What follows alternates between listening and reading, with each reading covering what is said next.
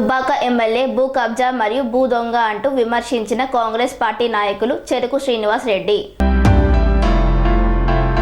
సిద్దిపేట జిల్లా దుబ్బాక నియోజకవర్గ ఎమ్మెల్యే కొత్త ప్రభాకర్ రెడ్డి భూ కబ్జాకు పాల్పడ్డాడని, పోయిన అసెంబ్లీ ఎన్నికల్లో కోట్ల డబ్బు ఖర్చు పెట్టి గెలిచాడని విమర్శించిన కాంగ్రెస్ నాయకులు శ్రీనివాస్ రెడ్డి హైదరాబాద్లోని ఆదిబట్లలో 7 ఎకరాల భూమిని కబ్జా చేశాడని, ఇలాంటివి ఇంకా ఎన్నో కబ్జాలు చేసి కోట్ల రూపాయలు సంపాదించాడని దుయ్యబడ్డారు.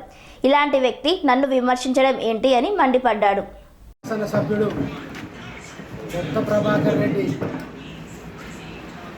గతంలో ఏదో ఎస్ఐకి పెడితే నీళ్ళు వచ్చినాయి, అసలు నువ్వే కాళేశ్వరం ప్రాజెక్టులో సోనీ ఇన్ఫ్రా అనే కంపెనీ పెట్టి 1000 కోట్ల కాంట్రాక్ట్ చేసినాం.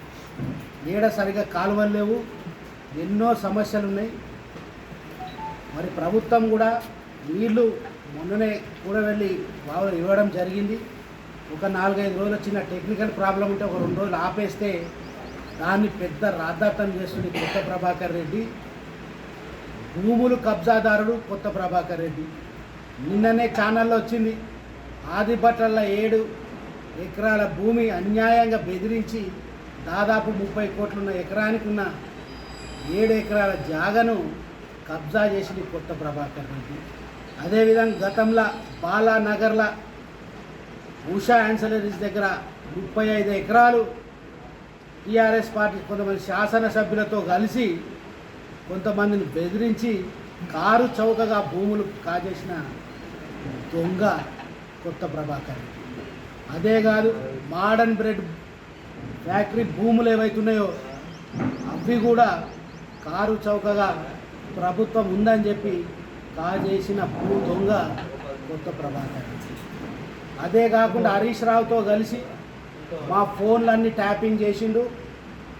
ప్రతిరోజు మా ఫ్యామిలీస్ కావచ్చు, మిత్రులది కావచ్చు, మా పార్టీ నాయకులది కావచ్చు, మొత్తం ఫోన్ ట్యాపింగ్ చేసిండు.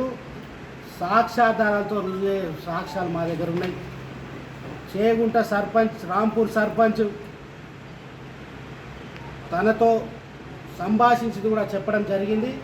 శ్రీనివాస్ రెడ్డి నీకు 3 సార్లు చేస్తే నువ్వు ఎందుకు 20 సార్లు ఫోన్ ఆయనకు చేసినావు, నీ కాల్లో ఎన్నిసార్లు మాట్లాడినావో నాకు తెలుసు అని అన్నప్పుడే ఏ విధంగా మొన్న ఎన్నికలప్పుడు ఫోన్ ట్యాపింగ్లకు పాల్పడడం కొత్త ప్రభాకర్ రెడ్డి హరీష్ రావు అర్థమవుతుంది.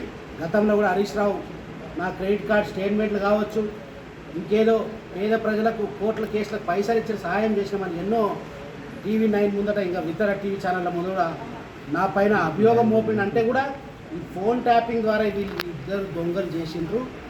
మొన్న గెలిచింది కూడా కొత్త ప్రభాకర్ రెడ్డి. డబ్బులు ఏవైతే ఈ జాగలు ఆదిపట్ల లాంటి కబ్జాలు చేసిన జాగలతో వచ్చిన పైసలను పోలీసుల సహాయంతో దాదాపు 100 కోట్లు, అంటే ఒక ఓటుకు 2000 రూపాయలు నువ్వు ఖర్చు చేసినావు. నీకు ఆ డబ్బే కూడా నీకు మన ఈడీ నోటీసులు వచ్చినాయి. అన్నిట్లో నీ అక్రమ సంపాదన ఉన్నది. నువ్వు చాలామంది ఇంతకుముందు కూడా సత్యం రామలింగరాజు భూములు కూడా నువ్వు కాజేసినావు. పదే మీకు డిపాజిట్ రాలేదంటారు.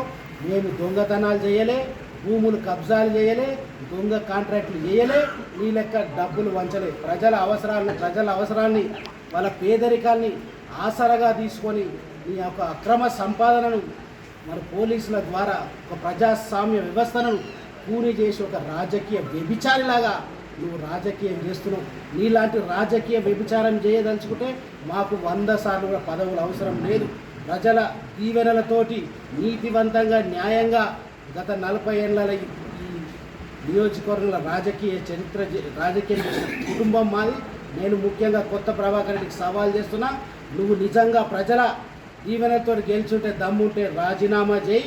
నేను కూడా ఇప్పుడు కాంగ్రెస్ ప్రభుత్వం ఇండిపెండెంట్గా పోటీ చేస్తా, నువ్వు పోటీ చేసి రా.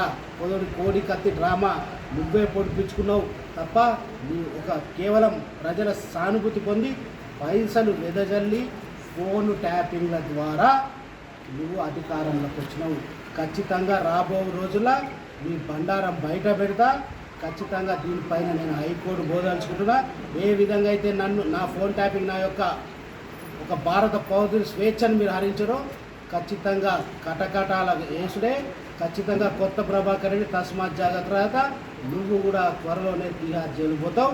దమ్ముంటే ఈ ఉప ఎన్నికల్లో మీ పార్టీకి ఎన్ని వస్తాయో మా పార్టీకి ఎన్ని వస్తాయో ఖచ్చితంగా సవాల్ తీసుకున్నా, సవాలు స్వీకరించు. కనీసం నువ్వు శాసనసభ్యుడై ఇంతవరకు ప్రజలకు అందుబాటులో ఉండాల్సిన క్యాంప్ ఆఫీస్ కూడా ఒక్కరోజు వచ్చిన పాపాన పోలే.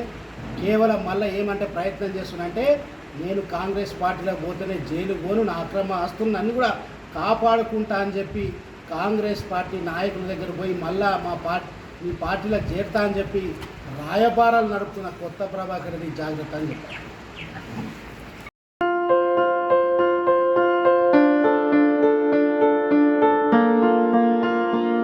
సంస్కృతి, సంప్రదాయం, ప్రేమ, ఆప్యాయత, రాజసం ఉట్టిపడే వేడుకలకు అనువైన ప్రదేశం ఎంఎల్ఎన్ కన్వెన్షన్ హాల్. కని విని ఎరుగని రీతిలో జరిగే మీ ఇంటి కళ్యాణ వైభోగానికి అందమైన కళ్యాణ వేదిక ఎంఎల్ఎన్ కన్వెన్షన్ హాల్.